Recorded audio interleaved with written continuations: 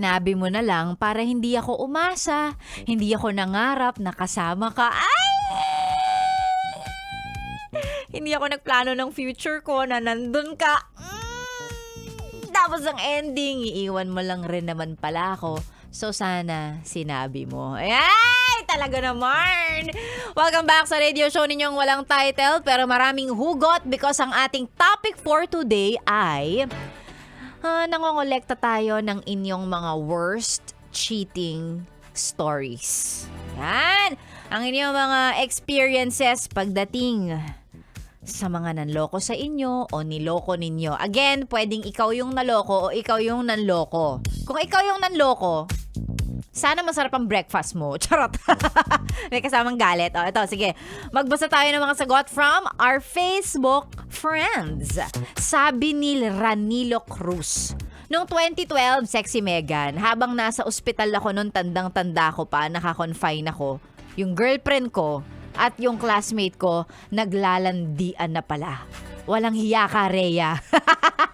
May paglagay ng walang hiya ka, Rhea. May pag name drop yarn. Eto, sabi naman ni Aiza Marquez. Yung, alam mo yung feeling Sexy Mega na kayo pa, pero biglang malalaman mo na lang na nagpakasal na siya sa isa pa niyang girlfriend. So Aiza, ikaw yung kabit. Kasi, nalaman mo na lang, kinasal na siya. So technically, ikaw yung side chick. 'Di ba? Oo, kasi all this time na kayo, nagpaplano na siya ng kasal sa iba. Ay, kawawa ka naman. Kawawa ka naman na nalaman mo na lang bigla, no, na biglang kinasal na siya.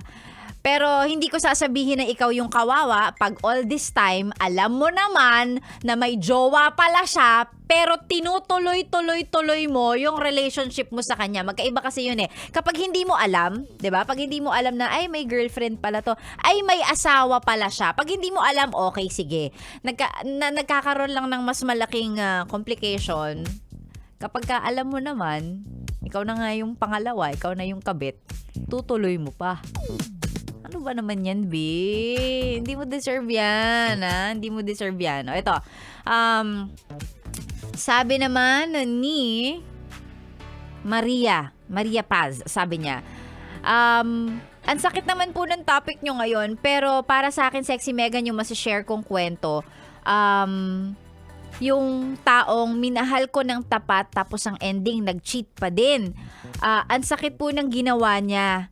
Ang usapan kasi namin, Sexy Megan, susunod siya dito sa Manila pero hindi na natuloy kasi napikot na siya dahil sa ginawa niya. Napikot na siya dahil po sa ginawa. Bakit naman kasi walang period at saka kama naman yung mga ano nyo, B, mga sagutin nyo. Ito, sabi niya, napikot na siya, period. Dahil sa ginawa niya, Sexy Megan, naging man-hater ako. Pero, nung nanghingi siya ng tawad, pinatawad ko pero hindi ko na siya hinayaang bumalik sa buhay ko.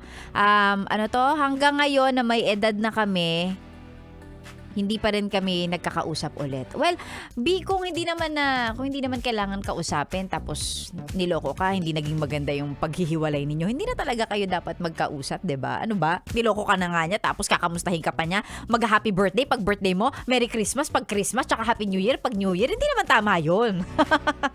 Ito, sabi naman ni Cristelo, ito, sharing with you, Sexy Megan, my worst cheating experience so far. I met him sa isang dating app. We got along very well until we met and had chorva-chorva. Nagchorbahan daw kasi sila. O, yan. He proposed to get into a relationship. Medyo LDR dahil he is from a different province lang naman. 1 hour drive from me. Once lang may nangyari sa amin at once lang din kaming nagkita. Pero we were talking and planning to set a schedule to meet weekly. Until I found out he was a total stranger. Lies pala lahat ng sinabi niya sa akin, Sexy Megan. His last name, his job, his status, he has 2 kids from different mothers, may ka-live-in siya, at mag-iisang taon pa lang anak nila. What makes it worse is deny niya yung bata until now. Siya pa ang galit. He blocked me and asked me to stop messaging him. Do you think I should let his partner know about his infidelity? I feel bad lang for myself.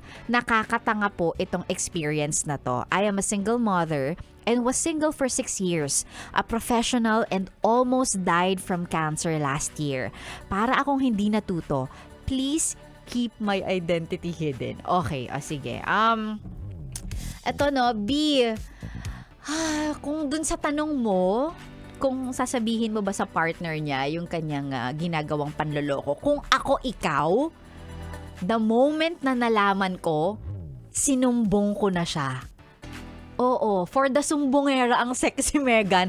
Bakit? 'Di ba? Queens supporting queens. I mean, deserve nung kinakasama niya na malaman yung kalokohang ginagawa niya.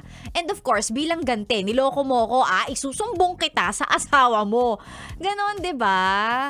And dun sa sinabi mo naman na parang hindi ka natuto and nakakatanga yung experience, alam mo, what matters most naman is natuto ka. Next time, you know what to do. Next time, mas magre-research ka, mas magiging maingat ka, mas i-guard mo yung heart mo, mas hindi ka magtitiwala agad-agad. Yun naman yun di ba? At the end of the day, kahit gaano pa kaisipin natin katanga yung experience na nangyari sa atin, what matters most is matututo tayo doon. And we will be more careful the next time. Hindi na parang hindi na natin siya maulit, 'di ba? Ganun talaga sa pag-ibig 'di ba? Pag nagmahal ka, talaga minsan hindi mo alam kung ano ang ginagawa mo, but again, ang importante, matututo ka after all of this. You know, there's always beauty behind everything na nangyayari sa atin, kahit gaano kasakit 'yon. Importante, matututo ka, B. Okay? Ay nako. And yes, go B. Sumbong mo siya sa ka-live-in niya or asawa niya o kung sino man yun o dun sa partner niya. Isumbong mo, isiwalat mo ang kalokohang ginagawa niya, because why? Deserve nung lalaki na yun dahil manloloko siya. Manloloko siya. Ako yun, ay nako. Susumbong kita, niloko mo ko gaganti ako. Gaganti ako, nakakaloka.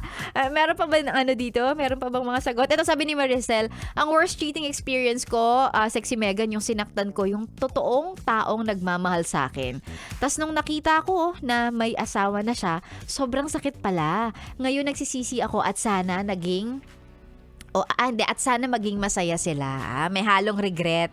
Malamang si Maricel yung nanloko. Charot. Ayan, minsan talaga ganun 'di ba? Again, para sa mga taong nanloko po sa inyo, no, it just goes to show na hindi sila ang para sa inyo.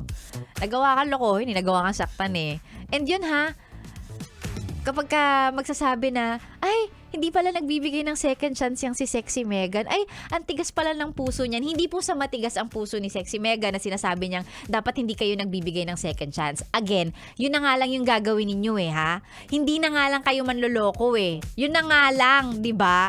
Maging loyal, maging faithful na nga lang yung hinihingi namin sa inyo. Hindi nyo pa magawa. Kawawa naman kami mga totoong magmahal. So wala kayong karapatan para sabihin na matigas ang puso namin pag hindi kami nagbigay ng second chance pagkatapos nyo kaming lokohin. Yun lang naman. Bahala kayo sa buhay nyo. Maraming salamat sa lahat ng nag-send ng kanilang mga kwento. Again, ang maganda lang naman na nadudulot ng mga ganitong experiences ay nakikilala mo yung tao, 'di ba? And you know what to do moving forward. Bibigyan mo ba siya ng chance o hindi? Will you settle? Kung kaya mo ba siyang patawarin? Ang daming complications ng mga ganyan. So yun lang.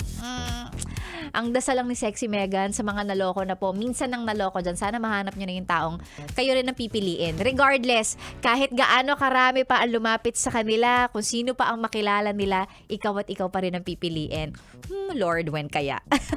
Ay naka, maraming salamat. Mag-overtime na naman ako. Ayokong maputol to. So again, I'll see you guys again tomorrow. Thank you so much sa mga nakisali sa usapan natin. Bukas ulit, gising po kayo ng maaga para umaga pa lang. Ang dami na nating hugot, ang dami na nating reklamo.